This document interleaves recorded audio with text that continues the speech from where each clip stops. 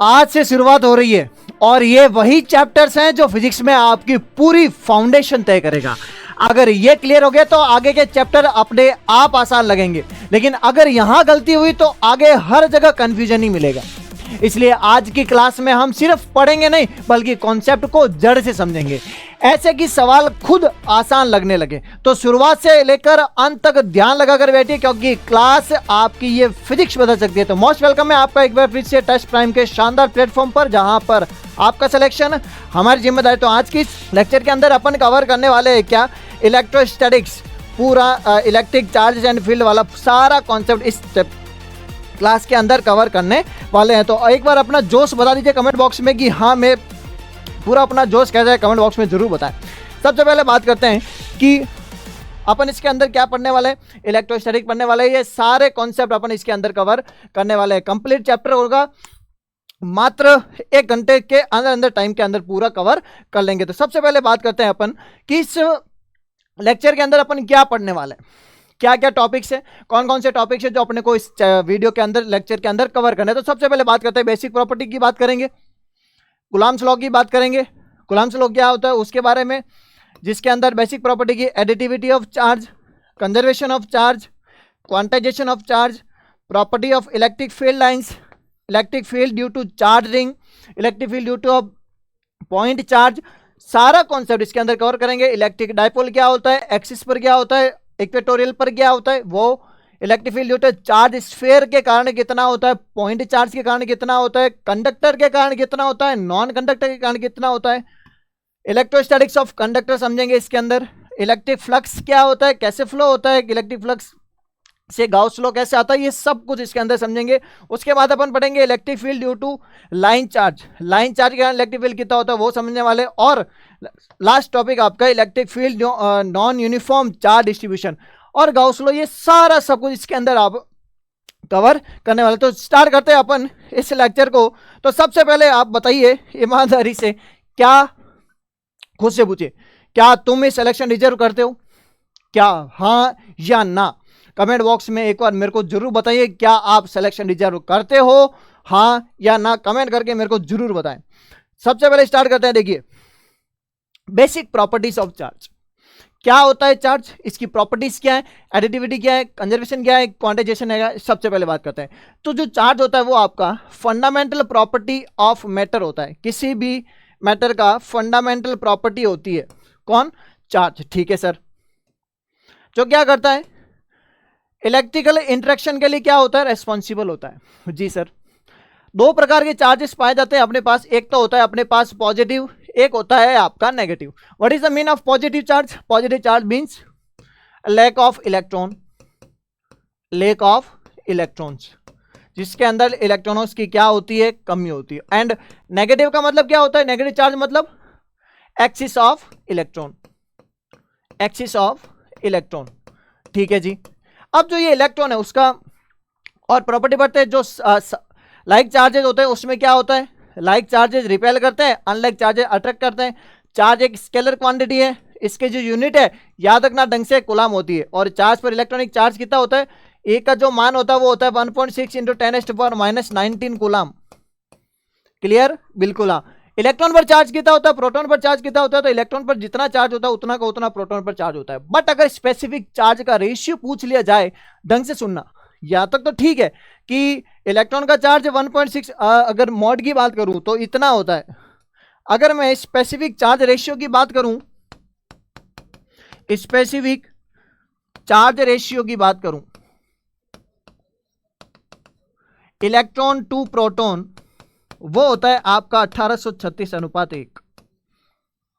थोड़ी सी डीप बात हो गई है, लेकिन आपको जानना जरूरी है, क्योंकि थोड़ा सा क्या है, कंपटीशन का लेवल थोड़ा सा हाई रहने वाला है।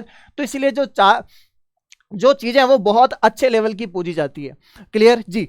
Electric charge is conserve in all physical process. जैसे इसके अंदर पढ़ने वाले एक स्केलर क्वांटिटी है, ऐसा यूनिट होती है इसकी कूलम। इलेक्ट्रॉन का चार्ज इतना, अनलाइक चार्जेस में क्या होता है, अट्रैक्शन होता है, plus minus attraction, minus plus attraction, plus plus repulsion, minus minus minus repulsion. आगे चलते हैं अपन देखिए सबसे पहली प्रॉपर्टीज की बात करते हैं जिसका नाम है क्या, additivity of charge. Additivity of charges का मतलब क्या होता है? एडिटिविटी तीन टाइप की अपनी बेसिक प्रॉपर्टीज है। सबसे पहले बात करते हैं एडिटिविटी की। एडिटिविटी मतलब कुछ कुछ ऐड होना। जैसे ये प्रॉपर्टी क्या बताती है कि किसी भी सिस्टम पर जो चार्ज होता है, जितना भी चार्ज है उसको आप डायरेक्टली ऐड कर सकते हो एल्जेब्रिक फॉर्म में। कैसे देखना, ऐसे जैसे अगर बॉडी है कोई भी ये आपकी, जिसके अंदर Q1 Q2 minus Q3 plus Q4 Q5 minus Q6, ऐसा कुछ चार्जेस इसके अंदर है, तो जो टोटल चार्ज होगा वो आप इसको ऐड कर सकते हो Q1 plus Q2 plus Q3 plus Q4 plus and so on. जितना भी चार्ज है उतना चार्ज को आप क्या कर सकते हो, ऐड कर सकते हो। क्लियर जी। तो ये लिखा हुआ देखो, total charge of system in the algebraic system is the algebraic sum of all individual charges. सारे इंडिविजुअल चार्जेस का क्या होता है, एल्जेब्रिक सम होता है। और जो चार्ज का एडिशन होता है वो प्रिंसिपल ऑफ सुपरपोजिशन के बेस पर होता है। तो and positive and negative sign must be considered while adding charges. मैंने बताया था क्या, अगर इस चार्ज को जोड़ रहे हो तो आपको Q3 में क्या लिखना है, माइनस ऑफ Q3 लिखना है। क्लियर। अगर चीजें समझ में आ रही है तो कमेंट बॉक्स में आग जरूर लगाए। देखो, तो net charge can be positive, negative और जीरो। किसी भी बॉडी पर जो टोटल चार्ज है वो क्या हो सकता है, पॉजिटिव हो सकता है, नेगेटिव हो सकता है, जीरो हो सकता है जी। एग्जांपल जैसे ये +3 कूलम, -1 कूलम, 2 कूलम। क्लियर हुआ। आगे चलते हैं। सेकंड है आपका conservation of charge. Conservation of charge का मतलब क्या हुआ, कंजर्वेशन मतलब चार्ज ऑलवेज कंजर्व रहता है। चार्ज को ना तो आप बना सकते हो ना डिस्ट्रॉय कर सकते हो, ना charge can neither be created nor be destroyed. तो क्या कर सकते हैं, एक बॉडी से दूसरी बॉडी पर क्या कर सकते हो, ट्रांसफर कर सकते हो। ना तो बना सकते हो, neither be created nor be destroyed. ठीक है, ना बना सकते हो ना, तो एक बॉडी से दूसरी बॉडी में क्या कर सकते हो, ट्रांसफर कर सकते हो। तो ये जो कंजर्वेशन ऑफ चार्ज है वो वैलिड किस पे लगता है, फिजिकल एंड केमिकल प्रोसेस सब में लगता है। भले वो केमिकल प्रोसेस के अंदर चार्ज का ट्रांसफर हो रहा हो या फिजिकल प्रोसेस के अंदर चार्ज का ट्रांसफर हो रहा हो। फिर जैसे आपने रबिंग के केस में भी सेम कॉन्सेप्ट लगता है। क्लियर। नेक्स्ट बात करें तो देखो, नेक्स्ट है आपका quantization of charge. Quantisation of charge का मतलब क्या होता है, एक सिंपल तरीके से समझते हैं। क्वांटाइजेशन ऑफ चार्ज का मतलब होता है क्या, जैसे मैं घर वाले आपको, अगर आप घर वालों ने आपको भेजा बाहर के गुलाब जामुन लेके आओ, क्या लेके आओ, गुलाब जामुन लेके आओ। कितने लेके आओ, आपकी मर्जी, लेके आना है। आप गए 100 रुपए लेके गए, दुकान वाले को बोला कि गुलाब जामुन दो, कितना दो, कि 4 दे दो। ठीक है, 4, 5 दे दो, दिमाग में 6.5 दे दो। तो है 6.5, क्या वो 6.5 गुलाब जामुन दे सकता है क्या, नहीं। 1 दे सकता है, 2 दे सकता है, 3 दे सकता है, 4 दे सकता है, बट 5.5 नहीं दे सकता, 6.25 नहीं दे सकता। मतलब सिमिलरली अगर मैं बात करूं तो किसी भी बॉडी पर जो चार्ज होता है वो भी इलेक्ट्रॉनिक चार्ज का इंटीजर मल्टीपल होता है। That means Q is equals to plus minus n into e. किसी भी बॉडी पर जो चार्ज होगा वो इलेक्ट्रॉनिक चार्ज का क्या होगा, इंटीजर मल्टीपल होगा। ये सारे नोट्स मैंने आपके लिए बहुत अच्छे से अरेंज करके बनाए हैं। क्लियर। तो सारा सब कुछ ये रहा, ए का मान इतना होता है और always integral multiple of electronic charge. आगे चलते हैं कि सर ये तो अगर आप क्लास की पीडीएफ चाहते हो कहां मिलेगी, कहां मिलेगी, बात करते हैं इसके अंदर। तो इस टेलीग्राम चैनल के अंदर मिलेगी आपको क्या, इस क्लास की पूरी पीडीएफ, टोटल क्लास की पीडीएफ इसके अंदर आपको मिलने वाली है। क्लियर। और जो मेन है और भी अगर इंपॉर्टेंट फॉर्मूला शीट सारा सब कुछ आपको इसके अंदर मिलने वाला है। कहां पर, टेस्ट प्राइम के इस टेलीग्राम चैनल पर इंपॉर्टेंट फॉर्मूला शीट और भी बहुत कुछ इंपॉर्टेंट नोटिफिकेशन सारा सब कुछ होगा वो इसी चैनल के अंदर आपको प्रोवाइड करवा दिया जाएगा। तो अगर अभी तक आप इस चैनल से नहीं जुड़े हो तो जल्दी से जाइए ज्वाइन कीजिए। आगे बात करें तो सबसे पहला कॉन्सेप्ट आता है, बिल्ड होता है क्या, जिसका नाम है कूलम्ब्स लॉ। कूलम्ब्स लॉ से अपने चैप्टर की स्टार्टिंग होती है, सबसे टॉप लेवल की, जहां से सवाल आता ही आता है। कूलम्ब्स लॉ क्या बोलता है कि दो चार्ज के बीच में क्या लगता है, फोर्स ऑफ, दो चार्ज के बीच में फोर्स लगता है, या तो वो अट्रैक्शन भी हो सकता है या रिपल्सन भी हो सकता है। तो अट्रैक्शन और रिपल्सन फोर्स होगा तो कितना होगा, वो किसने बताया? वो बताया आपने किसने?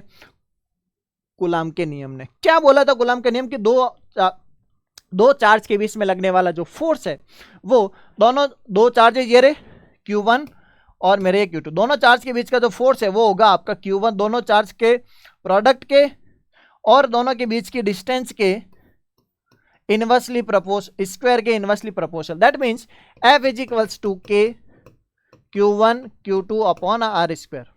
क्लियर?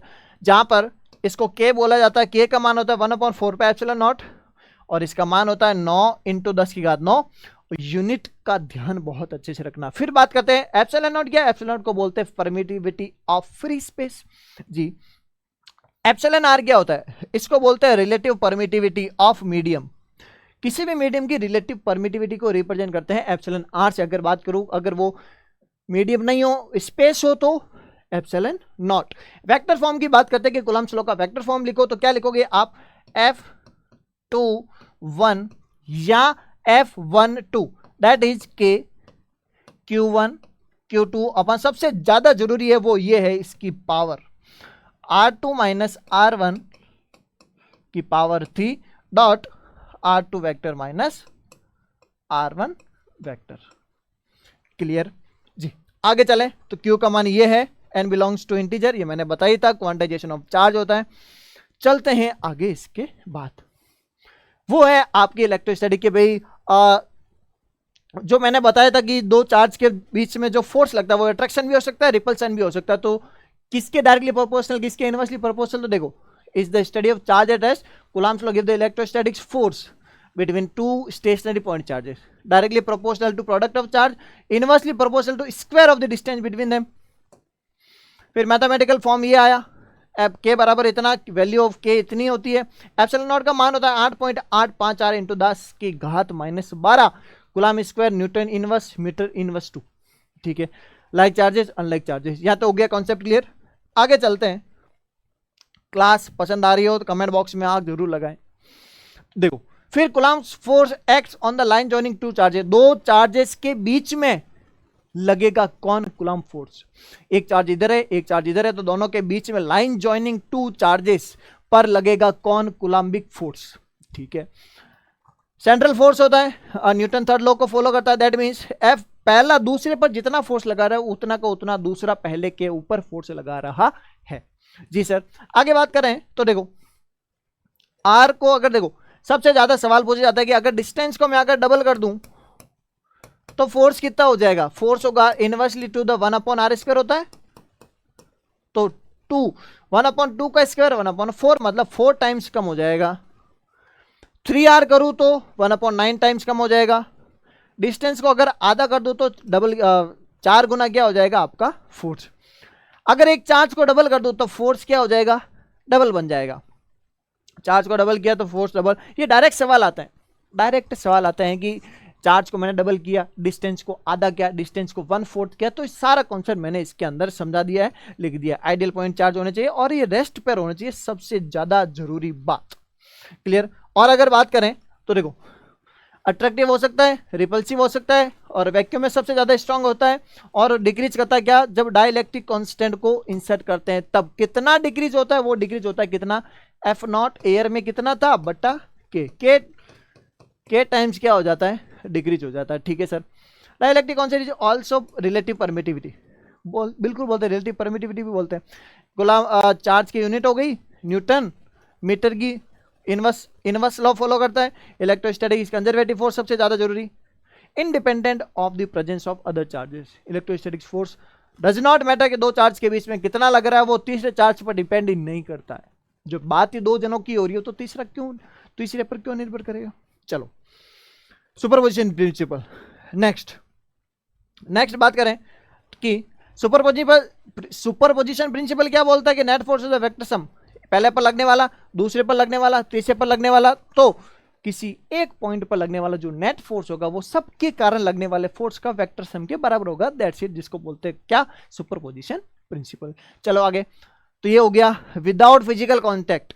कूलम्ब फोर्स होता है तो बिना उसको टच किए फिजिकल कांटेक्ट की जरूरत नहीं है। Coulomb's law forms the basis of electrostatics. Electrostatics का सबसे बेसिस है, ये फॉर्मूला हो गया। ग्रेविटेशन का ही एनालॉगस है। कितना स्ट्रांग होता है, electric field and electric potential Coulomb's law help करता है। क्लियर, सारा कॉन्सेप्ट मैंने इसके अंदर आपको थ्योरी के पॉइंट के फॉर्म में लिख दिया, जो मैंने आपको अभी बोल के बता दिया, आप आराम से इसको पढ़ सकते हो। चलो उसके बाद बात आती है क्या, properties of electric field lines. Electric field lines की प्रॉपर्टीज क्या होती है, तो what is the mean of electric field.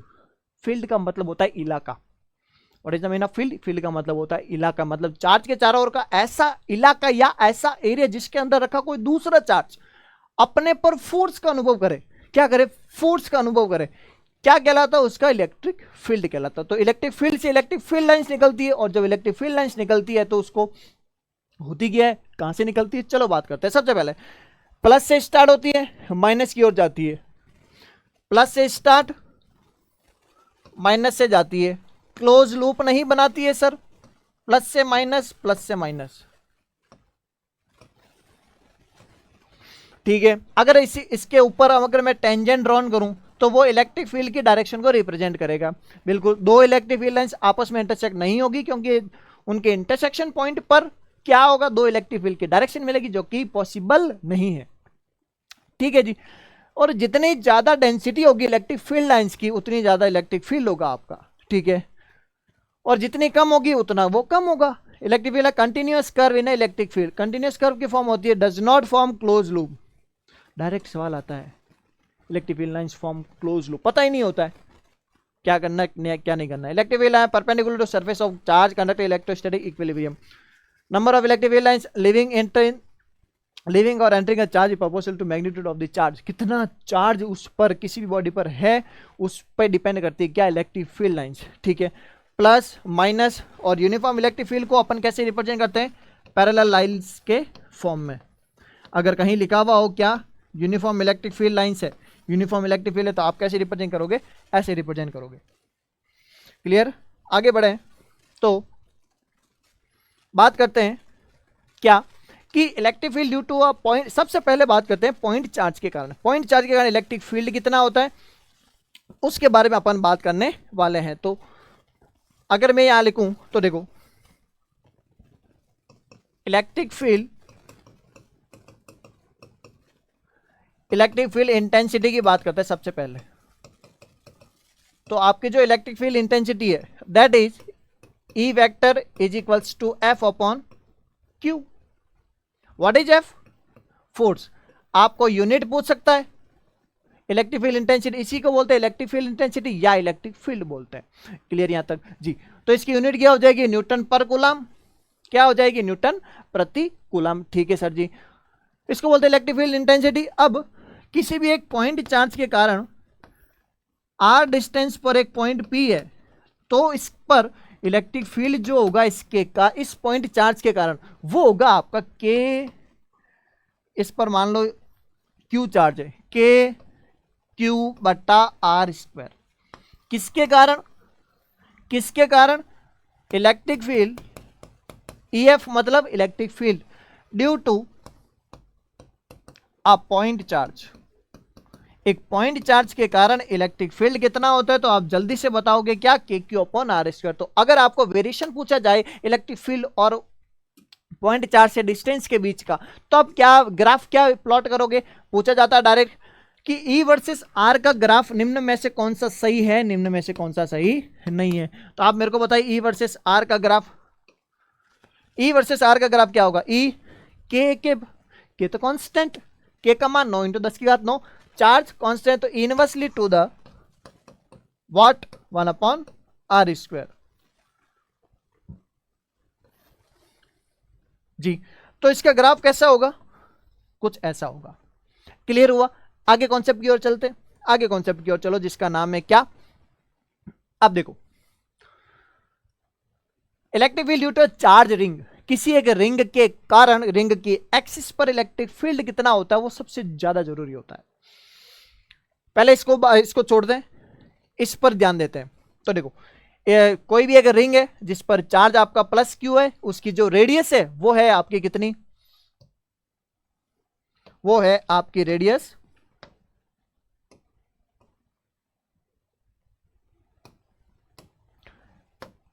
है आपकी आर। रेडियस कितनी, आर सर।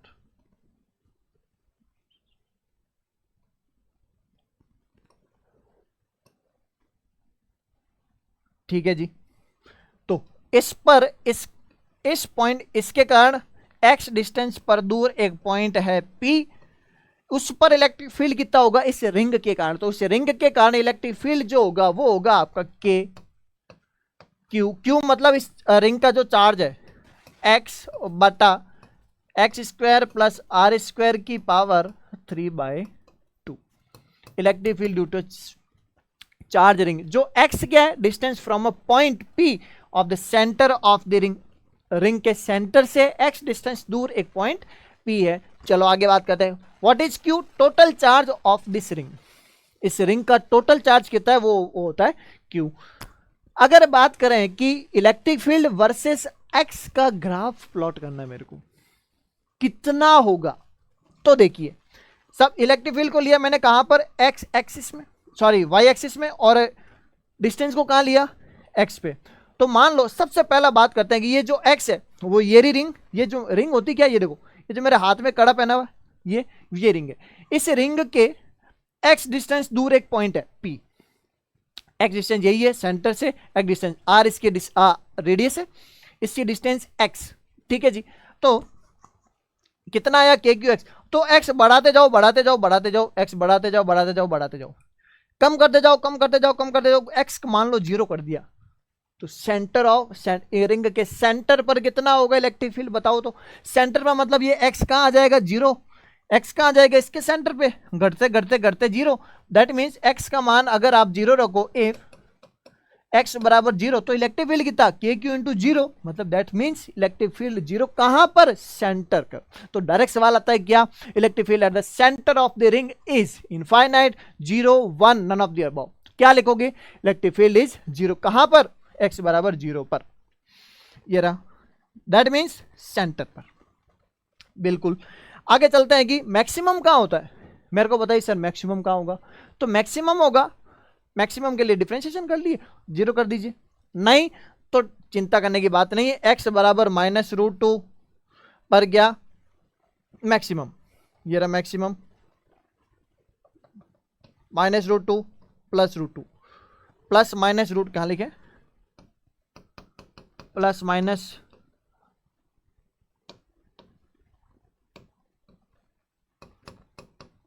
r/√2 पर इलेक्ट्रिक फील्ड क्या होगा, मैक्सिमम होगा। क्लियर। और अगर इलेक्ट्रिक फील्ड 0 कब होगा, बता सकते हैं क्या, x क्या हो जाता है, इनफाइनाइट हो, x tending to plus minus infinite. लेकिन लिख सकते हैं कि हाँ ये इसकी जगह इनफाइनाइट 0, ठीक है। अब अगर बात करें कि रिंग ऐसी दे रखी है और रिंग का ये एंगल दे रखा हो थीटा नॉट डिस्टेंस होगी, रेडियस होगी r, तो इसके लिए कितना होगा इलेक्ट्रिक फील्ड, इसके लिए इलेक्ट्रिक फील्ड होगा आपका कितना, 2k λ/r sin theta naught. Clear. Lambda क्या है, लीनियर चार्ज डेंसिटी है आपका, रेडियस r क्या है, radius of the ring, theta naught क्या है, angle subtended by the ring, और k आपका 1/4πε0। क्लियर यहां तक। तो अब एक सवाल पूछता हूं मैं आपको, जेन्युइन सा सवाल है, बहुत अच्छे से जवाब दीजिए। क्या आप नर्सिंग की तैयारी अपने मन से कर रहे हो या किसी के कहने से कर रहे हो? कमेंट बॉक्स में जरूर अभी वीडियो को ऑफ कीजिए और जल्दी से बताइए, क्या आप अपने मन से तैयारी कर रहे हो या किसी के कहने पर कर रहे हो? क्योंकि बहुत सारा ऐसे स्टूडेंट्स होते हैं कि दबाव के कारण करते हैं, प्रेशर के कारण करते हैं। तो कमेंट बॉक्स में मेरे को जरूर बताइए, क्या ईमानदारी से बताना है, दिल पे हाथ रखे कि नहीं भैया, क्या अपने मन से कर रहे हैं या किसी के कहने पर कर रहे, तो भी मेरे को बता देना बहुत अच्छे से। क्लियर। आगे बात करें तो देखिए, तो ये हो गया आपका पॉइंट चार्ज के कारण। तो देखो फिर आता है क्या आपका नॉन यूनिफॉर्म चार्ज डिस्ट्रीब्यूशन हो, तो उसके लिए क्या करें। तो पहला आता है, इसकी बात करें, एक रॉड है, इससे x डिस्टेंस दूर एक पॉइंट पर अपने को ज्ञात करना है क्या, इलेक्ट्रिक फील्ड। तो क्या करते हैं, जिसकी रॉड की लेंथ मान दे कितनी कितनी, l मान देते, तो dx लेंथ का एलिमेंट लेते हैं, फिर लगाना क्या है, चार्ज डिस्ट्रीब्यूशन लगाना है। चार्ज डिस्ट्रीब्यूशन ये है किसमें, तो देखो चार्ज डिस्ट्रीब्यूशन 3 टाइप का होता है, लैम्डा, सिग्मा और रो। लैम्डा होता है चार्ज पर यूनिट लेंथ, ये होता है charge per unit area, that means, और ये होता है charge per unit volume. Clear. तो ये क्या है, चार्ज पर यूनिट लेंथ, तो इसका मान हालांकि इतना डिटेल्स में तो नहीं पहुंचा जाता, तो डायरेक्ट फिर भी याद रखना क्या, K Q inside upon R square. तो लैम्डा क्या है, क्यू अपॉन एल। क्लियर, ठीक है। तो फिर बात करते हैं कि नॉन यूनिफॉर्म चार्ज डिस्ट्रीब्यूशन इस प्रकार से हो, तो मान लीजिए कि क्या आपको ये स्फीयर दे रखा हो और पूरा इसके अंदर भरा हुआ हो,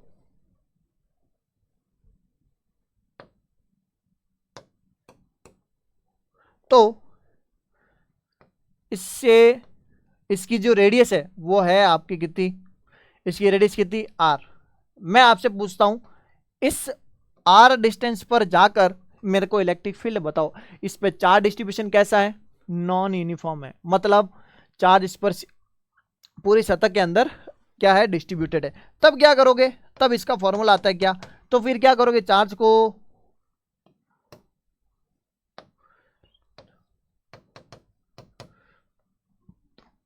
इंटीग्रेशन वाला मेथड लगाओगे। इंटीग्रेशन वाला मेथड लगाओगे तो कितना आएगा, क्यू इनसाइड बराबर रो, और क्या लोगे, रो वाला लोगे। इसके अंदर तो क्या था, लीनियर चार्ज था जिसकी लेंथ एल थी।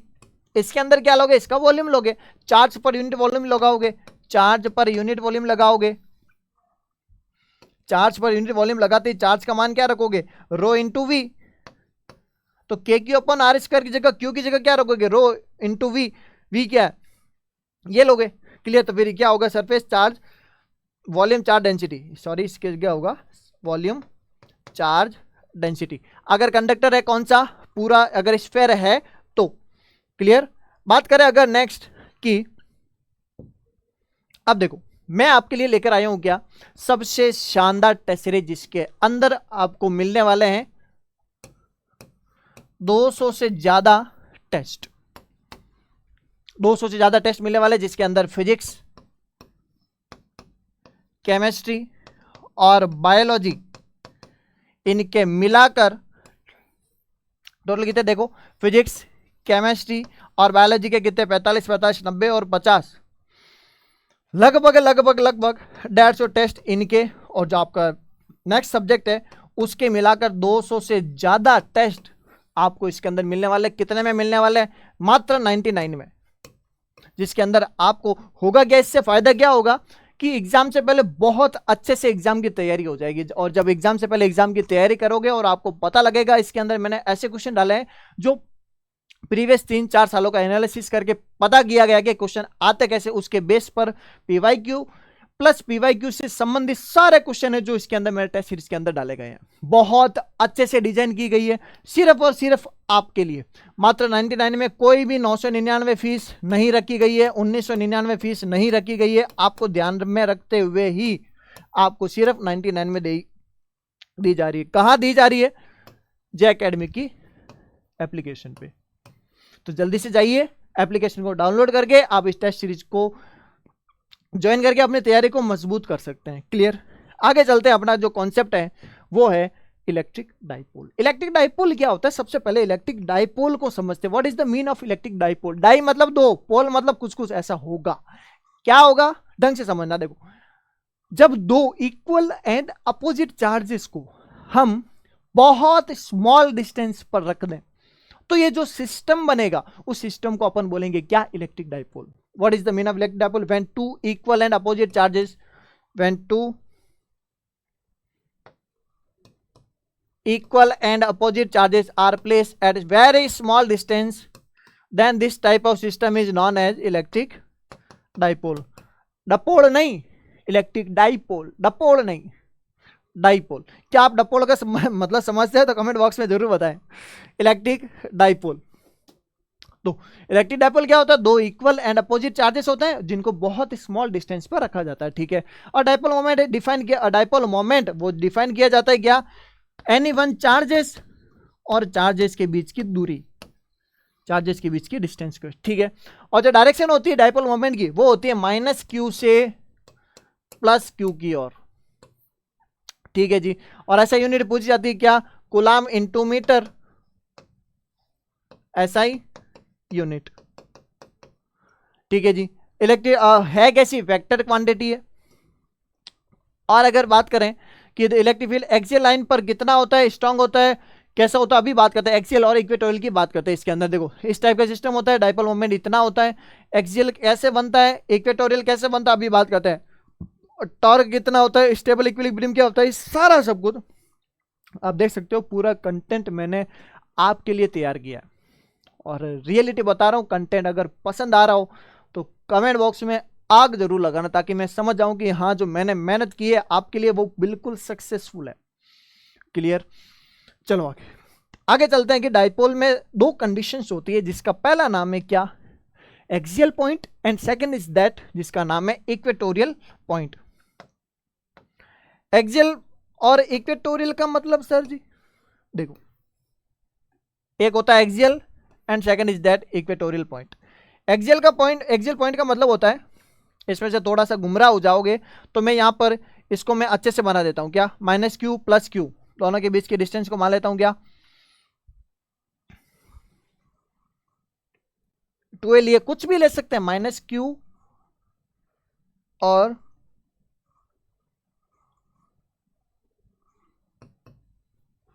+q, दोनों के बीच की डिस्टेंस 2a। अगर बात की जाए किसकी, एक्सियल पॉइंट की, तो एक्सियल पॉइंट होगा आपका, इसको यहां से हटाता हूं, तो एक्सियल पॉइंट होगा P पॉइंट पर, जिससे डिस्टेंस है कितनी R, डिस्टेंस पर एक पॉइंट है, R डिस्टेंस पर एक पॉइंट है एक्सियल पॉइंट पर, तो उसके लिए कितना होगा, वो होता है 2kp/r³। Sir what is the mean of kp/p, which is dipole moment, क्या, डाइपोल मोमेंट, p है आपका डाइपोल मोमेंट। फॉर्मूला क्या होता है, q × 2a। क्लियर जी सर, चलो ये कॉन्सेप्ट हो गया किसका, एक्सियल पॉइंट का। इक्वेटोरियल की बात करूं तो इक्वेटोरियल क्या होगा, दोनों के बीच के डिस्टेंस को अगर मैं मानूं तो इसको अगर 1 मिनट के लिए हटाएं तो देखो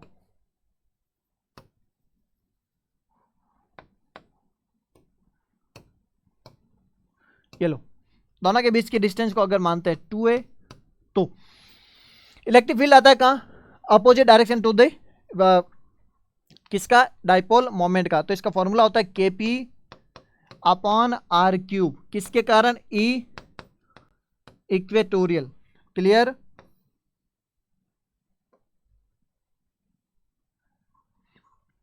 ये फॉर्मूला बनता है आपका। क्लियर, ये डायरेक्शन कैसी हो जी, अपोजिट टू P, इसके डायरेक्शन -2 पॉजिटिव, माइनस से प्लस की ओर। आगे बात करें तो देखो ये है आपका, ये हो गया इलेक्ट्रिक डाइपोल वाला। अगर यूनिफॉर्म इलेक्ट्रिक फील्ड के अंदर अपन डाइपोल को रख दें तो क्या होगा। डाइपोल देखिए, ये आपको डाइपोल है, ये यहां दिख पा रहे हो, एक होता है माइनस चार्ज, एक होता है प्लस चार्ज। अगर मैं यूनिफॉर्म इलेक्ट्रिक फील्ड ऐसे लगाया, ऐसे लगाया, ऐसे लगाया, इलेक्ट्रिक फील्ड की डायरेक्शन कहा, ऐसे ऐसे ऐसे वैसे, वो वाला ऐसे वैसे नहीं, ऐसे ऐसे ऐसे। तो डाइपोल पर एक तो होता है माइनस चार्ज, एक होता है प्लस चार्ज। जैसे ही मैंने इसको डाइपोल इसके अंदर रखूंगा, ऐसे रख दिया सर, ये इलेक्ट्रिक फील्ड और ये minus charge plus Q charge, तो इस माइनस चार्ज पर इलेक्ट्रिक फील्ड की अपोजिट डायरेक्शन में फोर्स लगेगा और प्लस के कारण इलेक्ट्रिक फील्ड की डायरेक्शन में, मतलब डाइपोल ऐसे ऐसे होगा, ऐसे ऐसे होगा, नाचेगा, डांस करेगा, डांस करेगा, किस टाइप से करेगा, माइनस चार्ज इलेक्ट्रिक फील्ड से अपोजिट डायरेक्शन में फोर्स लगेगा और प्लस पर इलेक्ट्रिक फील्ड की डायरेक्शन में, तो डाइपोल ऐसे हो जाएगा, ऐसे ऐसे ऐसे हो जाएगा, मतलब टॉर्क लगेगा। टॉर्क जो लगेगा वो होगा कितना, वो टॉर्क होगा आपका, टॉर्क बराबर पी ई साइन थीटा। इसका अगर सिनेरियो आप समझना चाहो तो देखिए, इलेक्ट्रिक फील्ड, ये मेरा डाइपोल, इसको दूसरे कलर से बना लेते हैं, ये आपका dipole, minus Q charge plus Q charge, इस पर फोर्स लगेगा इधर प्लस एफ, इस पर फोर्स लगेगा इधर माइनस एफ, क्लियर। मान लेते हैं इलेक्ट्रिक फील्ड इधर है, इसके साथ एंगल बना रहा है थीटा, तो टॉर्क जो होगा वो होगा आपका पीई साइन थीटा। इसी से आता है आपका क्या, पी क्रॉस ई। क्लियर यहां तक, ठीक है जी। ऐसे जंपर बेस्ड क्वेश्चन भी आ जाते हैं। और फिर आता है कि पोटेंशियल एनर्जी कितनी होती है, डायरेक्ट सवाल आता है कि potential energy of the dipole place in uniform electric field बताइए कितना होता है। वो होता है आपका p minus p cos theta, minus p E cos theta. जी सर, तो माइनस इसका फॉर्मूला क्या होगा,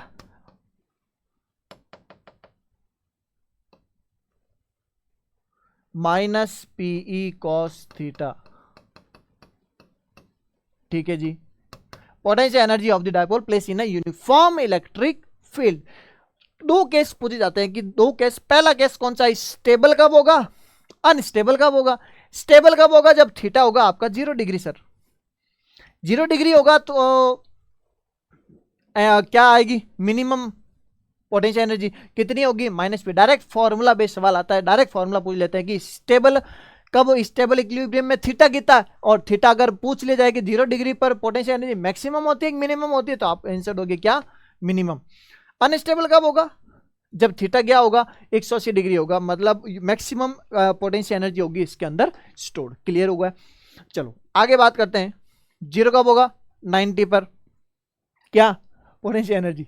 जी आगे चलते हैं, देखिए इलेक्ट्रोस्टैटिक्स ऑफ कंडक्टर।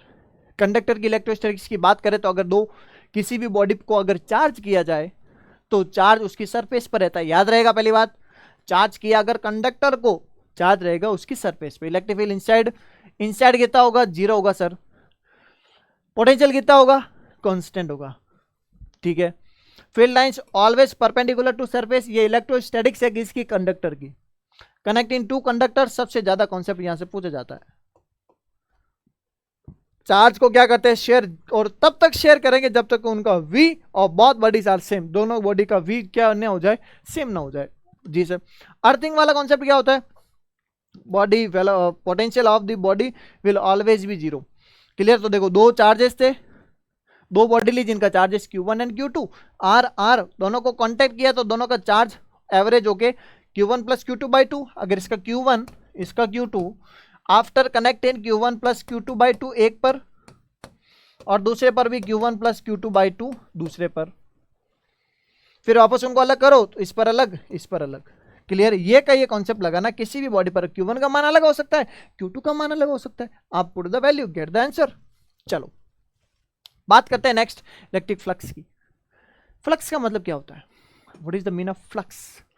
फ्लक्स का मतलब होता है कोई भी एनक्लोज सरफेस है उसमें से कुछ कुछ गुजरना, फ्लक्स उसके थ्रू होके कुछ कुछ गुजरना। अगर बात करें इलेक्ट्रिक फ्लक्स की तो इलेक्ट्रिक कुछ गुजरेगा, अगर बात करूं मैं मैग्नेटिक की तो उसके अंदर मैग्नेटिक गुजरेगा। तो अभी फिलहाल इस चैप्टर के अंदर अपन बात करने वाले इलेक्ट्रिक फ्लक्स के बारे में। तो इलेक्ट्रिक फ्लक्स मतलब किसी भी सरफेस, एंक्लोज सरफेस में से गुजरने वाली number of field lines. Electric field lines अपन ने स्टार्टिंग में पढ़ी थी, number of field lines passing through. Electric fields क्या होती है, measure the number of electric field lines passing through a surface. किसी भी, ये सरफेस रही, सरफेस से पास होने वाली इलेक्ट्रिक फील्ड कितनी है, वो होती है आपकी इलेक्ट्रिक फ्लक्स। इसको रिप्रेजेंट फाइव से करते हैं, बिल्कुल sir. Electric flux through a surface is given by E dot A. याद रखना, E vector dot A vector. जी सर। इलेक्ट्रिक फ्लक्स एक स्केलर क्वांटिटी है, यूनिट और डायमेंशन अच्छे से याद रखना। यूनिट एरिया, डायमेंशन भी पूछा जा सकता है, डायमेंशन बताने की जरूरत नहीं है, आप निकाल लेना, एक ही निकाल लेना और एक ही निकाल लेना। क्लियर। न्यूटन प्रति कूलम, इसकी क्या, मीटर स्क्वायर, निकाल लेना।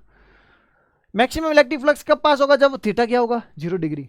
मिनिमम कब होगा, 0 कब होगा, जब थीटा होगा आपका 90 डिग्री। पॉजिटिव कब होगा, जब electric field lines leaving the surface, जब किसी सरफेस से निकलेगा तो उसको बोलेंगे फ्लक्स क्या है, पॉजिटिव है। और एंटर होगा तो negative. Net electric flux through a close surface क्या होगा, depends only on charge enclose inside it. किसी भी बॉडी के अंदर चार्ज कितना है उस पर डिपेंड करता है कौन, नेट इलेक्ट्रिक फ्लक्स। चलो आगे बात करते हैं। इसी पर बेस से कौन, गाउस लॉ। क्या बोला था गाउस लॉ ने? इसी को फंडा बनाया था क्या? कोई भी क्लोज एनक्लोज सरफेस है, उसके अंदर जो फ्लक्स पास होगा वो होगा क्या? Net electric flux through close surface depends only on the charge enclose inside it. That means जो फ्लक्स होगा फाई वो होगा क्यू इनसाइड का 1/ε0 टाइम्स। किसने बताया? गाउस चच्चा ने बताया। क्लियर? आगे बढ़ते हैं। तो इसका नाम है सबसे पहले ये Gauss law, E dot D बराबर Q inside upon epsilon naught. Clear? Flux का फॉर्मूला आ गया, चार्ज इनक्लोज और इलेक्ट्रिक फील्ड लाइंस। क्लियर? आगे बात करें तो ये रहा फॉर्मूला, क्यू उसके अंदर चार्ज कितना है? Q1 minus Q2 Q3। इनको ignore ignore. Clear? Solid angle हो तो 2π1 माइनस कॉस अल्फा, और किसी एक सरफेस से अगर पास आउट हो रहा हो तो फ्लक्स कितना? 1/6 एप्सिलॉन नॉट। अगर इस सरफेस से गुजरा हो तो Q/2 एप्सिलॉन नॉट। क्लियर? आगे चलते हैं जी। आगे बात करें तो नेक्स्ट आते हैं गाउस के 3 एप्लीकेशन से। चैप्टर एंड होने वाला है, ध्यान से सुनना। गाउस के 3 एप्लीकेशन है। पहला लीनियर चार्ज के लिए, फाइनाइट लेंथ के लिए, यूनिफॉर्मली डिस्ट्रीब्यूटेड। सेकंड है आपका प्लेन शीट के लिए। नेक्स्ट है आपका स्फेरिकल सेल के लिए। 3 है। पहला बात करते हैं अगर फाइनाइट लेंथ हो, फाइनाइट लेंथ हो, इनफाइनाइट लेंथ हो, सेमी इनफाइनाइट हो। फाइनाइट लेंथ के लिए अगर ई परपेंडिकुलर, ये उस पर चार्ज है, इस पर अगर इलेक्ट्रिक फील्ड परपेंडिकुलर कितना होगा? Sine theta 1 plus sine theta 2। ये याद रखना आपको। पैरेलल कितना होता है? कम पूछा जाता है, बहुत कम। cos theta 2 minus cos theta 1। Epsilon naught क्या होता है? क्या होता है आपको पता है? दूसरी बात, सेमी इनफाइनाइट हो तो, सेमी इनफाइनाइट मतलब ऊपर से तो इनफाइनाइट, नीचे से इतनी सी, यहां से स्टार्ट होकर इनफाइनाइट पर चलती है, इसको बोलते हैं सेमी इनफाइनाइट। उसके लिए सेमी इनफाइनाइट को थीटा 1 कितना हो जाएगा? 90, और थीटा 2 कितना जो दे रखा होगा। तो क्या हो जाएगा? Formula put the value get the answer. और इनफाइनाइट हो तो थीटा 1 थीटा 2 दोनों 90 हो गए, और रखोगे किस में? इसमें रखोगे 90 90, ये 1 तो 2 के lambda upon D which is lambda upon 2 pi epsilon naught D. Very very important, हर बार पूछा जाता है, डायरेक्ट सवाल पूछा जाता है। क्या? Infinite electric field due to a line charge due to infinite plane charge rod. Second बात करते हैं जिसका नाम है क्या? डिस्क। डिस्क से सबसे ज्यादा जरूरी पूछा जाता है वो है आपका क्या? For infinite sheet. ये कॉन्सेप्ट यहां से आया, लेकिन आपको ध्यान में रखना है ये वाला सर, क्या?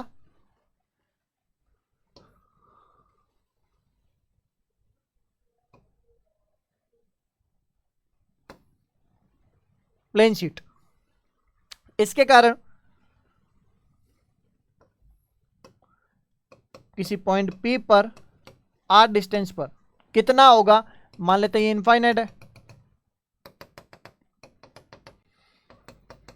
यूनिफॉर्मली चार्ज मान लो, तो क्या मान लेते? गाउसियन सरफेस मान लेते, सिलेंड्रिकल मान देते, और ऑल ओवर फाइनल फॉर्मूला आता था E बराबर due to sheet sigma upon 2 epsilon not.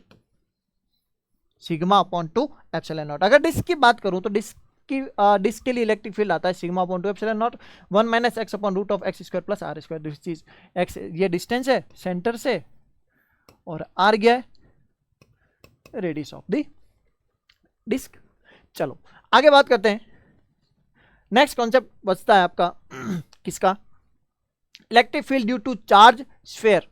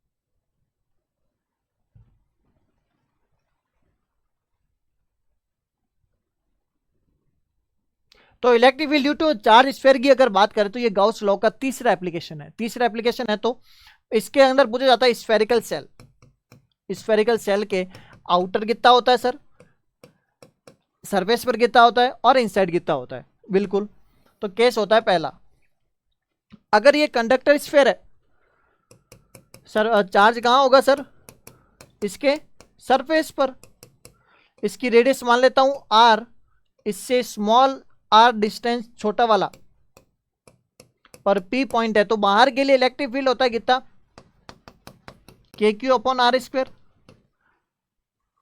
के क्यू अपॉन आर स्क्वायर। ठीक है, कहां पर आउट, एट कितना होगा sir, K Q upon capital R square.